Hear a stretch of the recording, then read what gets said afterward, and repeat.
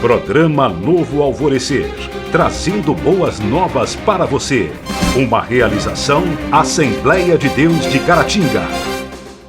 Meus irmãos, que a graça e a paz, o favor de Deus alcance você, a sua casa, a sua família de uma maneira toda especial. Esse é o programa Novo Alvorecer, chegando mais uma vez para te abençoar no nome do Senhor Jesus. Uma realização da Igreja Assembleia de Deus, Templo Central, em Caratinga, Minas Gerais. O nosso programa de hoje é com o conteúdo da lição de Escola Bíblica Dominical. Nós vamos a um intervalo rapidinho e a gente vai voltar para bater um papo aqui interessante sobre o assunto de hoje. Não saia daí.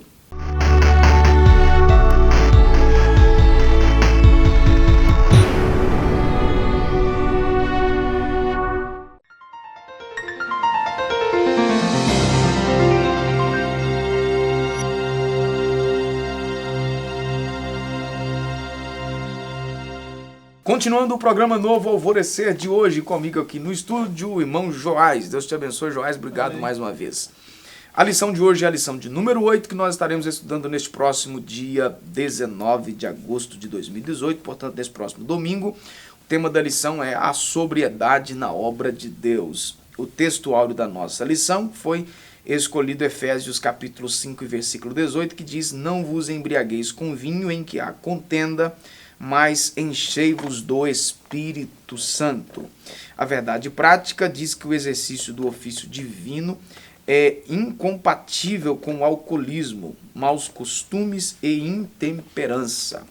A leitura bíblica é em classe, já que o assunto é Levítico. Então, Levítico capítulo 10, do versículo 8 até o versículo 11, e também a instrução de Paulo a Timóteo, e aí capítulo 3, versículo 1 da primeira carta de Paulo a Timóteo. Correto, Joás? Então, o que nós estaremos falando aqui hoje é um assunto, diga-se de passagem, um assunto bem polêmico, não é? Que tem aí os seus prós e contras, né? Ou seja, tem os afavores e os desfavores, né? Aqueles que são contrários ao assunto. E dentro da proposta aqui da lição da escola dominical que nós estamos estudando nesse trimestre, na nossa igreja, né, na Assembleia de Deus, é uma lição produzida pela nossa editora. Então nós estaremos tratando aqui o assunto conforme a nossa visão de interpretação do assunto. Sobre viver sobriamente, não ser dado ao vinho, né? Nós falamos na lição anterior sobre Nadab e Abiú, que morreram por se apresentarem a Deus, como diz o texto, levando fogo estranho, né? Eles tiveram aí um pagamento muito alto, né? Pagaram um preço alto pelo seu pecado, por aquilo que fizeram.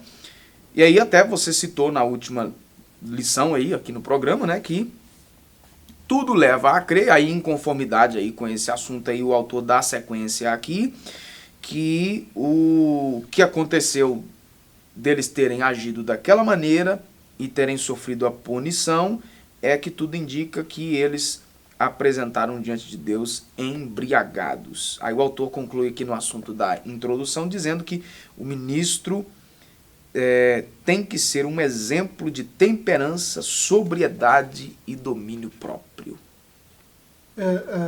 Essa leitura bíblica, o verso 8 ao 11 do capítulo 10 de Levítico, foi até lida na outra lição, né? Em complemento daquilo que aconteceu, né, da oferta de fogo estranho, né? E Moisés logo em seguida fala essas palavras aqui, né, a proibição da bebida forte, né, para o sacerdote. E assim, até nós falamos isso na outra lição, que muitos teólogos, ao lerem esses versos 8 a 11 do capítulo 10, eles vão indicar que possivelmente foi isso que contribuiu para que eles fossem fulminados. Eles entraram diante de Deus embriagados, né? E essa lição vai falar de sobriedade. Se o povo de Deus tem que viver uma vida santa, né, separada do que é profano, né, separada do que é mal, né, e a vida santa implica nisso, para você fazer julgamento, né, para você pesar, julgar entre o que é mal e o que é bom, você precisa estar sóbrio, né? E a bebida forte vai te reduzir bastante essa sua sobriedade, né? Vai prejudicar o julgamento, portanto, né? Então é por isso que... Ou seja, vai levar a pessoa a viver de uma maneira diferente do seu natural, né? Eu tive por base, outro dia eu estava pensando exatamente nisso aí. Eu encontrei com uma pessoa que nunca teve, a gente conhece e tal, mas só de cumprimentar pela rua, e essa pessoa estava no dia embriagado, o moço mas puxou um assunto comigo e falou um monte de coisa, e não sei o que, e tal, e tal, e tal. Quando foi exatamente 2 dias depois, eu encontrei com ele na rua. Foi simplesmente como antes. Bom dia. Quer dizer, a bebida realmente desperta um outro lado da pessoa. A pessoa perde o senso natural, né? E é comum, a gente sabe que alguém que está embriagado, ele vai falar coisa que não deve, ele vai fazer coisa que não deve, né? Ele vai agir de uma maneira fora do seu natural. Isso é fato. Não está na sua sobriedade, né? Não está julgando bem as coisas, né? Quem está sob o efeito de bebida forte, né? Por isso que isso é proibido para o povo de Deus, né? Tanto é que a legislação de trânsito brasileira, né, proíbe o uso, não é, de bebida alcoólica, e logo em seguida o sujeito vai dirigir. A gente tem aí, né, altos índices, né, no país aí de acidentes que foram provocados por motoristas embriagados, e aí geraram tragédias que poderiam ter sido evitadas. Até agora, não é, a multa de alguém que é pego dirigindo embriagado é altíssima, né? E dependendo da situação, ele corre o risco até de ter a sua habilitação suspensa, prisão e por aí vai. E é isso mesmo, né? Então você vê que o sujeito com o efeito do álcool, ele realmente sai fora de si e não tem nenhum controle, né? Quem está andando com Deus, né? Quem veio para o time de Deus, né? Quem aderiu, né, ao seu evangelho, à sua palavra, né, deve o tempo todo fazer esse tipo de julgamento que a gente está falando, né? Julgar entre o puro e o impuro, separar entre o santo e o profano. Então tem que estar na sua sobriedade para fazer isso. Exatamente. Tem que estar no pleno gozo das suas faculdades mentais, né? Não pode estar sob efeito de droga, de qualquer coisa entorpecente, né, como bebida forte, que é o tema aqui, né? Aí tem o primeiro tópico da lição aqui, que vai fazer um resumozinho aqui da história bíblica, né, de homens sensatos, de homens de Deus, mas que em algum momento da vida eles cederam à tentação do que o álcool gerava, e aí trouxe problemas seríssimos. Aí foi colocado aqui a questão do Noé, a história de Ló, e o que Davi fez com o Urias, né? Nós vamos aqui por partes, né? A embriaguez de Noé, que foi logo após o dilúvio, né? Ele plantou a vinha, e após ter preparado o seu vinho, bebeu, e até se embriagar, e já fora de si, desnudo, expondo-se tão vergonhosamente na tenda junto com os seus filhos, o que gerou aí uma intemperança muito grande, trazendo sérios problemas familiares. Esse foi o caso de Noé. Vou deixar você comentar tudo depois no apanhado. Depois nós temos o caso de Ló, né, que partiu aí, sabendo do efeito que o álcool geraria, foi por parte das filhas, né, que deu ele a beber. Nessa ocasião, por 2 ocasiões na verdade, né, preocupados aí, né, com as gerações, o que iria acontecer, nós iríamos perder as gerações e tal, né, a descendência, e aí as filhas embriagaram o próprio pai e mantiveram relação com o pai. E nós temos um outro caso também envolvendo também novamente um problema aí da área sexual mal resolvida de Davi aí com a Batseba, né, esposa de um dos seus soldados valentes, e aí para tentar julgar na conta do cara, né, o problema que ele havia cometido, porque no meio daquela situação toda, a mulher fica gestante, né, e aí para tentar jogar na conta, ela embebeda o marido da mulher e manda ele para casa de boa. Não é? Aí o autor coloca aqui a que ponto que chega um homem fora da orientação do espírito. O rei de Israel usou o vinho para corromper um dos seus heróis mais notáveis. Antes de você falar qualquer coisa, eu argumento aqui o seguinte, interessante, que Bíblia é Bíblia, né, Joás? Não é um livro biográfico, não é, onde o autor simplesmente visa colocar os pontos bons das pessoas. A Bíblia é a Bíblia mesmo, ela expõe as vitórias, os triunfos dos seus personagens, mas também não mascara os erros de quem errou. Né? É a palavra de Deus. Parece uma biografia não autorizada, né? É. A biografia do camarada, via de regra, é feita por um amigo, que só vai citar as qualidades, as coisas boas.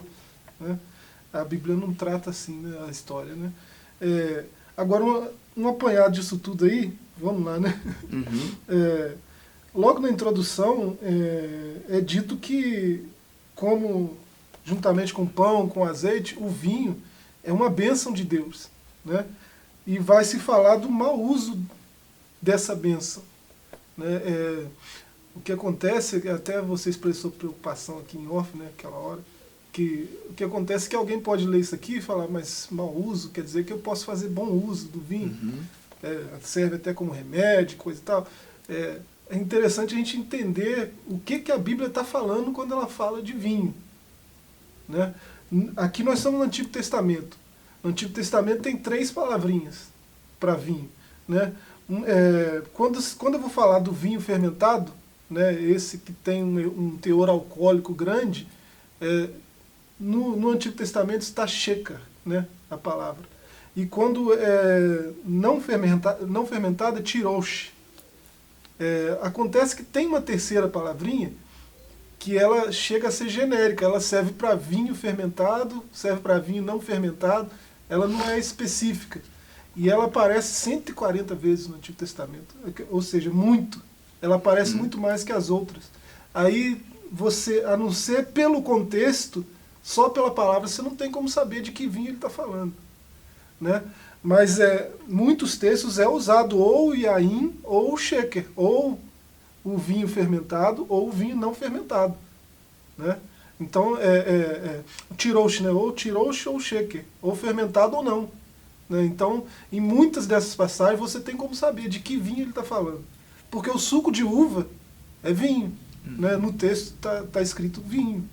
Né? Então, a gente, um leitor desatento não faz essa distinção. Né? Agora, esses casos que foram citados aqui, embriaguez de Noé, né? Eu acho essa é muito interessante, né? Aparece lá em Gênesis 9, né? Você vê que ele fez um mau uso de um fruto que era permitido. Né? Enquanto você vê Adão caindo porque provou de um fruto proibido, né? Noé caiu provando de um fruto permitido. Qual que é a diferença? O uso. Né? Ele fez mau uso de algo que ele tinha liberdade para provar. Né? Então ele, em vez de tomar só o suco da uva, né, o tirosh, né, o não fermentado, ele provou o suco da uva sheker, né, fermentado, né, com teor alcoólico altíssimo. E as consequências ali, né, a maldição do filho, aquela coisa dele passar vergonha na frente do filho, as consequências foram ruins. Né? E igualmente essas outras histórias aí, né, você já comentou, né, de Batseba, né, a situação de Davi aí. Eu acho que é isso que a gente tem falado. Não cabe ao servo de Deus, né, não cabe a alguém que quer andar perto de Deus, que quer se aproximar de Deus, se privar da sua sobriedade. Então, melhor não. Né? Até onde vai eu fazer bom uso? Eu posso beber vinho, mas a medida está onde? Quem vai determinar isso, né? Então é melhor não. Certo. Né? A gente vai dar uma pausa no programa e a gente volta já para nós continuarmos aí sobre esse assunto palpitante de hoje.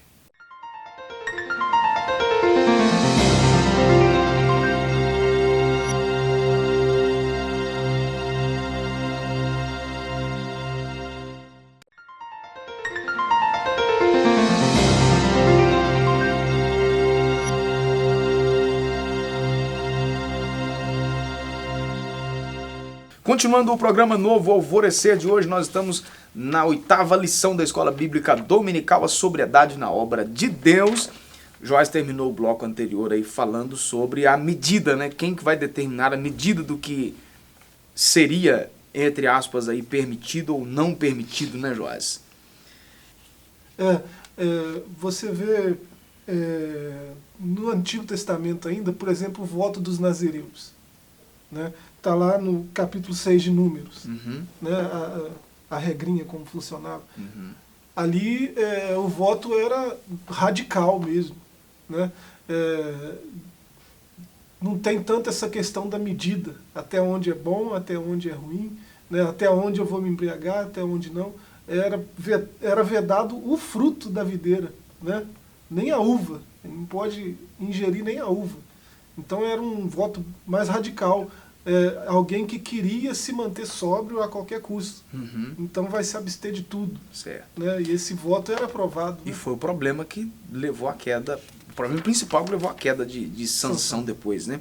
Agora, interessante que, antes de nós entrarmos aí propriamente dito no conteúdo, eu não sei se cá na frente o autor vai citar novamente, e eu vou deixar para o último bloco, que ele vai citar novamente, aí eu falo. O autor coloca aqui que os ministros do altar eram severamente advertidos sobre o uso do vinho. Aí a leitura atenta de Levítico 10, 8 a 11, que nós já fizemos no programa anterior, mas quem não acompanhou, e aí pode pegar a Bíblia e conferir, falou o Senhor Deus a Arão, dizendo, o vinho ou bebida forte, tu e teus filhos contigo não bebereis, quando entrares na tenda da congregação, para que não morrais. E ele diz que estatuto perpétuo será isso entre as vossas gerações, para fazer diferença entre o santo e o profano, entre o imundo e o limpo, e para ensinar aos filhos de Israel todos os estatutos que o Senhor lhes tem ordenado pela mão de Moisés. Tá vendo como tem a ver com a santidade? Né? Para fazer diferença entre o santo e o profano, é preciso estar sóbrio. Né? Então o ponto central aí é a sobriedade.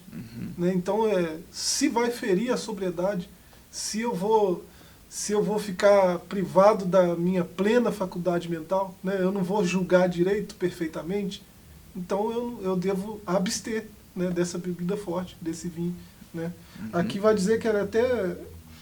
vai falar do vinho que era oferecido ao Senhor, né? Levítico 13. Esse vinho aí é aquele que nós falamos aqui antes, no bloco anterior. Né? Não é fermentado, é suco da uva.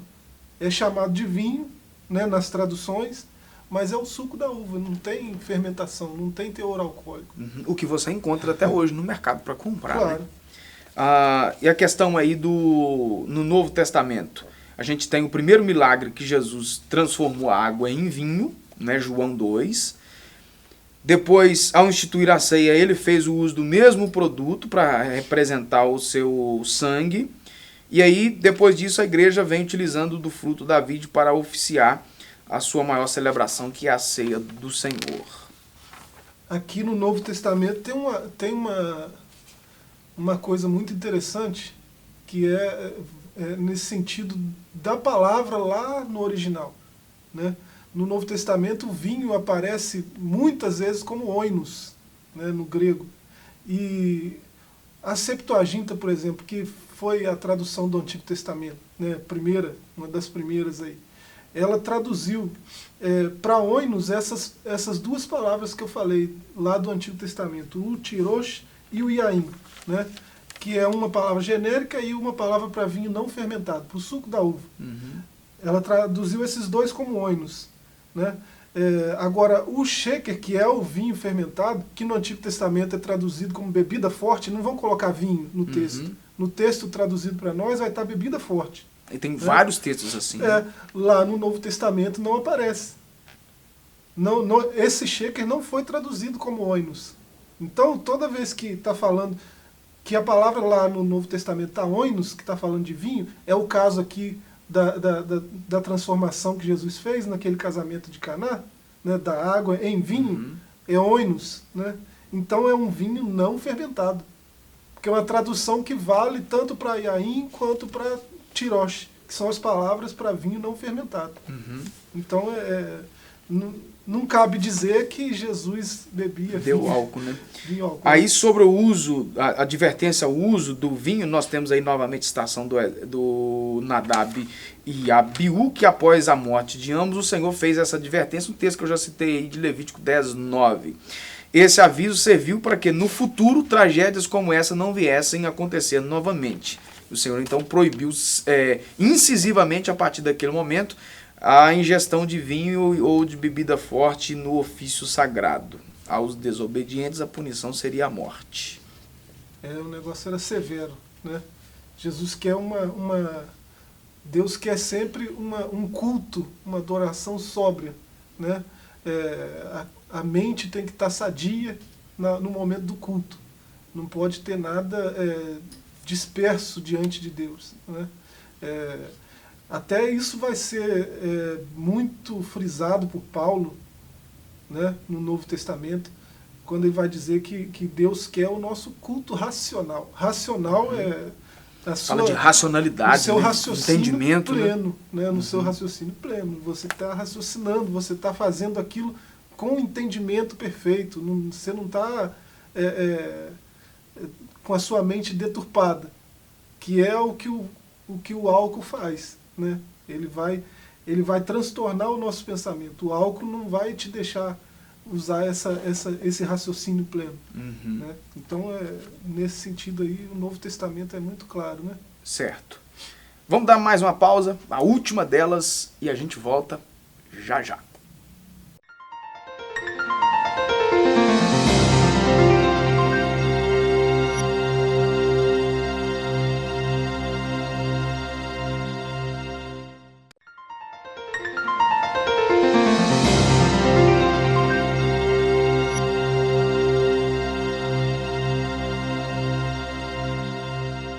Continuando o programa Novo Alvorecer, agora para o último tópico da nossa lição, que o tema é ministros cheios do Espírito Santo. Nós temos aí 3 subtópicos aí sobre essas recomendações. Recomendação aos ministros, à igreja e aos ministros usados pelo Espírito Santo. Primeiro, aos ministros, o autor vai dizer que o candidato ao santo ministério na igreja não podia ser um homem escravizado pelo vinho. A gente vê isso, primeira carta de Paulo a Timóteo, capítulo 3, versículo 3 e 8, depois Tito 1 e 7. Então não se pode confiar o rebanho de Jesus Cristo a alguém dominado pela embriaguez. Eu achei essa frase aqui talvez seja a frase top da lição. Não se pode confiar o rebanho de Jesus Cristo a alguém dominado pela embriaguez. E essa palavrinha aí, né, dominado, é bem o que o álcool faz, né? Dominado. Ele usa uma outra palavra em cima aí, que o ministro ele não podia ser escravizado pelo vinho, né? E a gente vê isso, a gente olhando aí para a sociedade de forma geral, a gente vê que o efeito é esse mesmo, de escravidão, né? Quem entra por esse caminho de consumir álcool, consumir bebida forte, e só vai se afundando nisso, né? Acaba se tornando escravo. Ele não pode falar assim, eu não quero beber mais. O cara fica preso. Agora, nós estamos falando aqui na nossa cultura brasileira, né? Aí alguém que esteja nos assistindo aí, provavelmente até pela internet, o alcance aí a nível mundial, há culturas, não é, que beber vinho faz parte então da cultura. E aí, como que fica?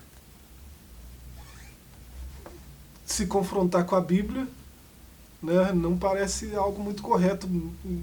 E nos termos do que a gente está falando aqui, para um ministro do Evangelho, por exemplo, né, não parece certo, né, um ministro do Evangelho ser chegado, amigo do vinho, amigo do álcool, né? Eu não sei. A questão que eu vejo, por exemplo, Portugal é assim, né? O beber vinho é cultural, né? É cultural. Aí a gente tá tem enraizado na cultura. Aí a gente tem aí, né? Alguém vai dizer que não e tal, mas para aqueles que entendem do paladar do vinho, há quem diga que o vinho português é o top do assunto, né? Mas, né, nós temos em comum, né, amigos que moram em Portugal, pastores e tal. Não há nenhuma obrigatoriedade de alguém que chega, por exemplo, na cultura portuguesa, que ele, para se tornar social, ele tenha que fazer parte da mesa do vinho, né? Agora, essa questão da cultura, nós tivemos há um tempo atrás um trimestre de escola dominical falando aí sobre a cultura, né, humana sendo analisada do ponto de vista bíblico. Por exemplo, tem culturas aí, não é, que vai levar pessoas a ritos, por exemplo, rito sexual, não é? Culturas que vão oferecer, por exemplo, alguns tipos de pratos, né? Eu estava lendo outro dia numa reportagem, pode ser verdade, pode ser uma palavra do momento aí, né? Uma fake, mas restaurante não sei aonde aí, oferecendo carne humana, não é? E aí, então, cada coisa, né? Não é? Mas aí, como que fica se é cultura, não é? Mas nós temos a palavra de Deus acima de tudo isso, né? Qualquer prática humana que esteja contrária à palavra de Deus, isso vale para qualquer cultura. O que a Bíblia aponta que não deve ser feito, não deve ser feito. A Bíblia ela foi inspirada pelo Criador, né?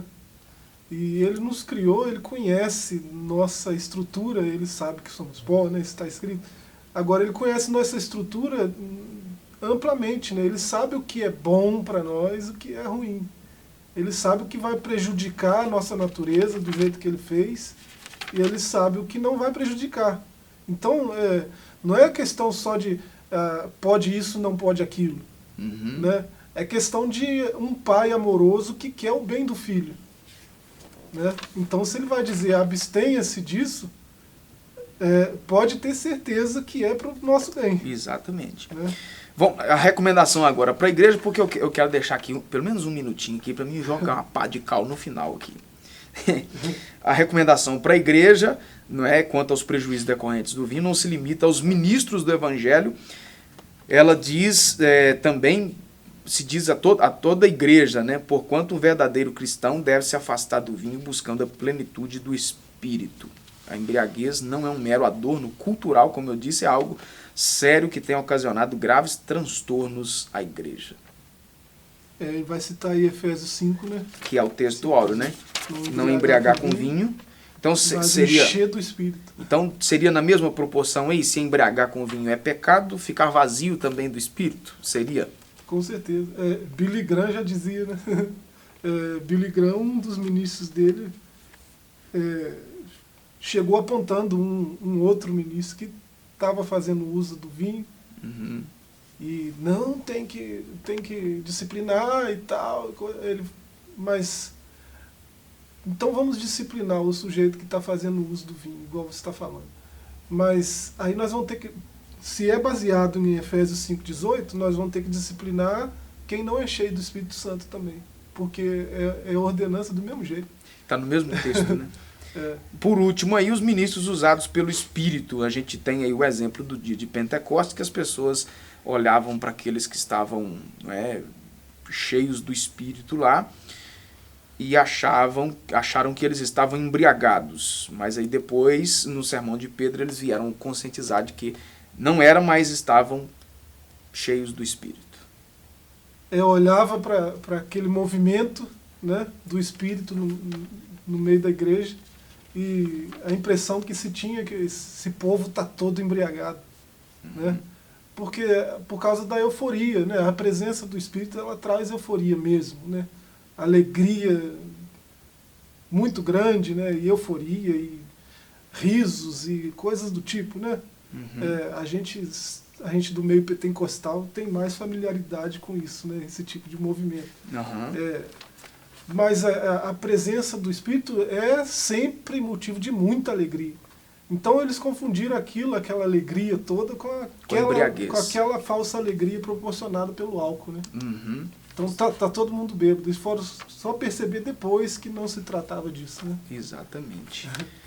Agora, tem o texto que foi colocado aqui na leitura bíblica em classe, o texto de Paulo a Timóteo, né, na primeira carta, onde ele vai falar aí sobre o desejo daquele um desejo excelente, né, daquele que quer fazer parte do ministério. Aí ele vai passar algumas características, entre estas, não ser dado ao vinho, não é? Nós já frisamos aqui que realmente precisa manter-se a sobriedade, não é? Ou seja, ter a capacidade de discernir aí entre o que é certo e o que é errado, entre o que é puro e o impuro, não é? Entre ao que é santo e o que é profano. Mas, já que está no texto aqui, o problema aqui do altar não se limita ao vinho, não é? Paulo diz que precisa ser irrepreensível, ou seja, alguém que não, né, que não mereça ser repreendido por nada, ou seja, que tem uma conduta de vida como apontado por Jesus lá em Mateus, o Sermão da Montanha, né? Alguém como sal, como luz. Ele vai mais adiante que tem que ser marido de uma só mulher, não é?